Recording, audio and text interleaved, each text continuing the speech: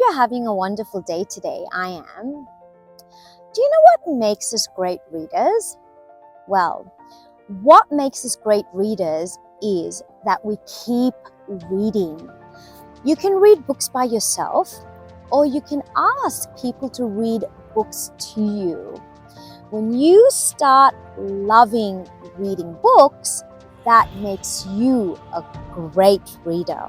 Now, I love reading books, and I think that's what makes me a good reader. And I love going to the library and borrowing lots of different books. But my favorite books to read are the picture books because they have lots of pictures inside, and I love looking at the pictures when I read. And today I've decided to come to the park to read my book because I love coming to the park. What do you do when you come to the park? Do you play with the ball, or do you play on the swings or the slippery slide, or do you come to the park just to run around and get active and get in some exercise? Well, there's lots of things to do at the park, and I love coming to the park. Today's book is The Bear in the Book. Now, I wonder what this book is about. Can you have a guess?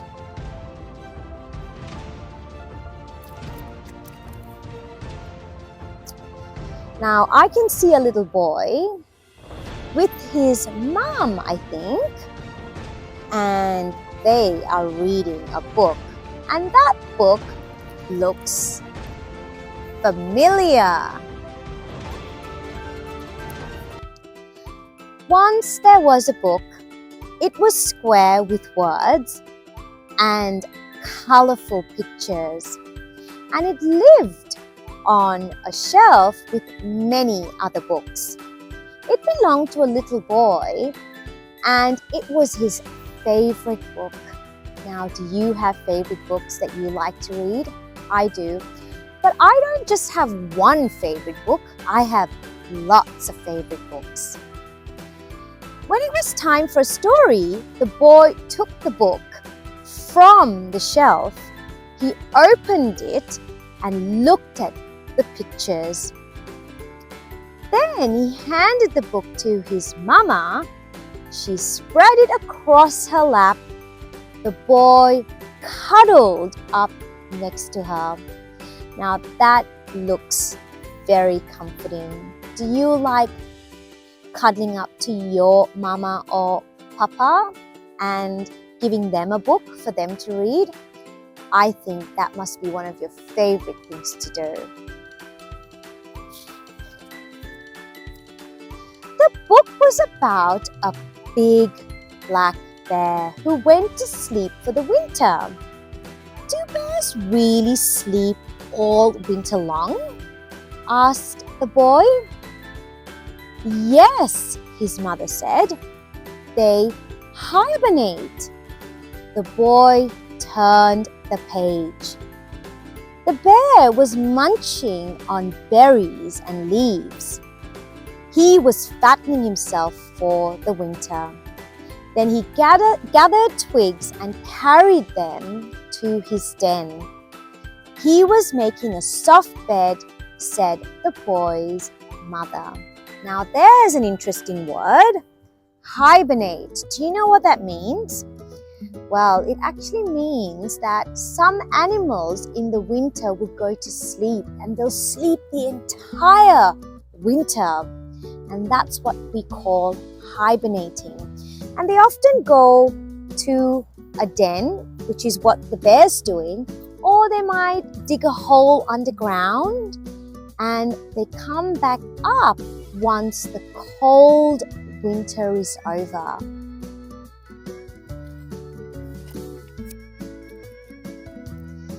The boy turned the page. The bear had cuddled himself into a ball. He was bedding down where he would stay until spring. Sleep, big black bear, said the boy's mother. Shh, said the boy. Snowflakes began to fall across the pages of the book. The snow sat snugly in the boughs of the tree. The boy could almost feel it. Can you feel the snow and the snuggles? Snow is cold, he said. He nestled closely against his mother. I like snow, he said. Do you like snow, or do you like the hot summer weather? Well, there's lots of fun things to do when it snows, like making snowman and going skiing in the snow, or just playing in the snow. Winter settled like a big hush, read the boy's mother.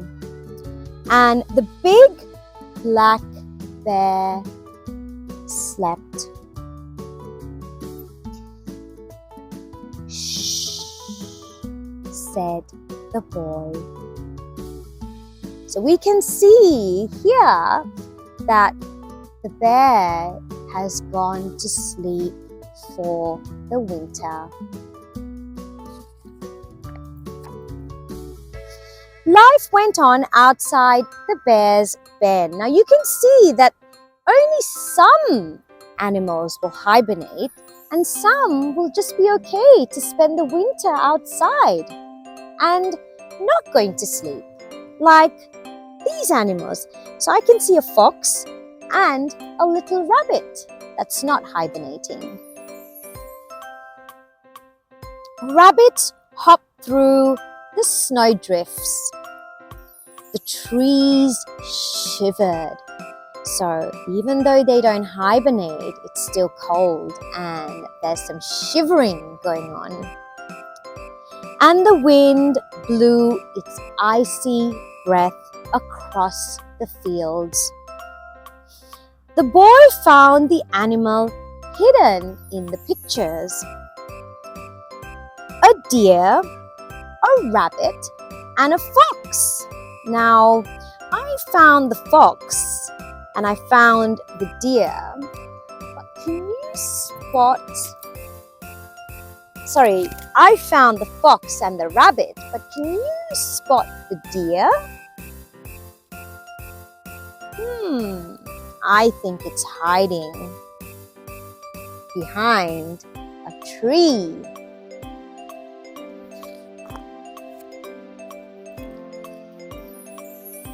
Then he pointed to the children gliding across the ice. The lake froze into a frosty mirror, read his mother. I'd like to skate, said the boy. When you're bigger, said his mother. And there you go. That's a fun thing to do when it snows and gets icy. You can get all rugged up, put your beanie on and your scarf, and put on your ice skates and head outside to do some ice skating on the slippery ice. The boy touched the sharp corners of the book. Then he climbed into his mama's lap. He felt the soft cotton of her shirt.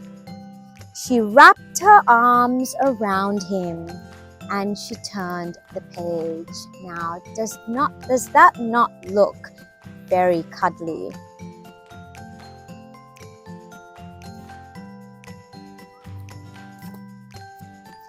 The sun was shining above the forest.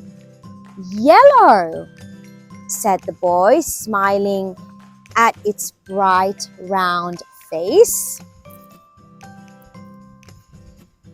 Blue, he said, touching the sky. Red, said the mama, pointing to a pair of mittens. "And black," said the boy, pointing to, well, what do you think he was pointing to that's black? To the sleepy bear. "Sleep, big black bear," said his mother. So the big black bear continues to sleep. Along came a rumbling snow plow. Someone chopped wood for a fire, but the bear did not wake. So when it gets cold, what families might do in the winter is to chop some wood for their fires. And despite the loud noise that was going on when the wood was being chopped, the bear did not wake up. He slept through all of it.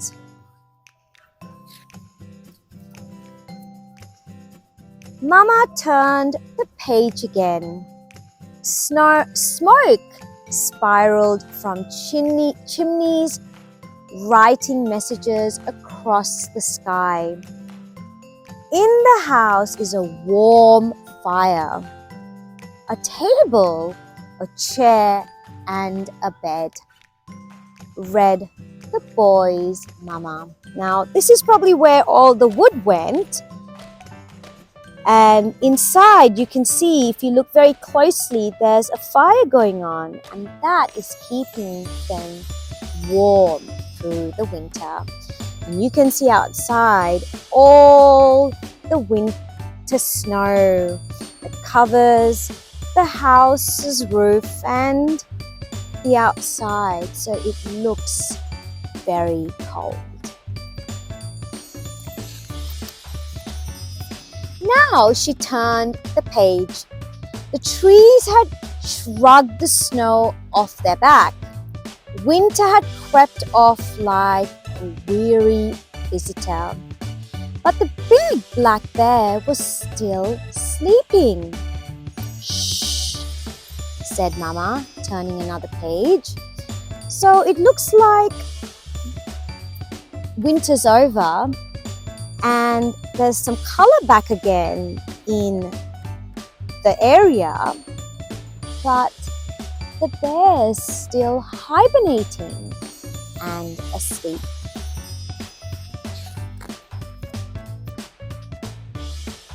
Crocuses popped up through the earth. A fox drank from a pond. "I'm thirsty," said the little boy. His mother got him a glass of water. The boy held the book. He listened to the sound the pages made when he turned them back and forth. "Shh," she said to the sleeping bear.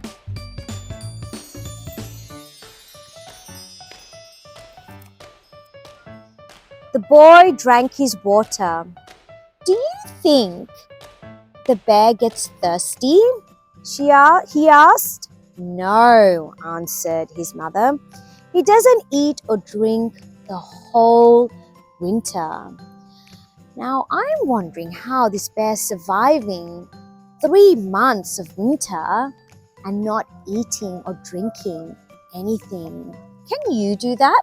Can you go for 3 months without having a sip of water or eating anything? I can't go even an hour without eating or drinking. "He must be hungry when he wakes up," said the boy. His mother nodded. "He is very hungry," she said, "and very thin." The boy leaned his head on his mother's shoulder. He turned to the last page of the book. The bear was rolling over in his den. "Oh, well, I think it's about time, Black Bear, that you woke up and stopped hibernating." The warm wind was tickling his back. Spring had arrived. "Wake up, Big Black Bear, wake up," said the boy's mama.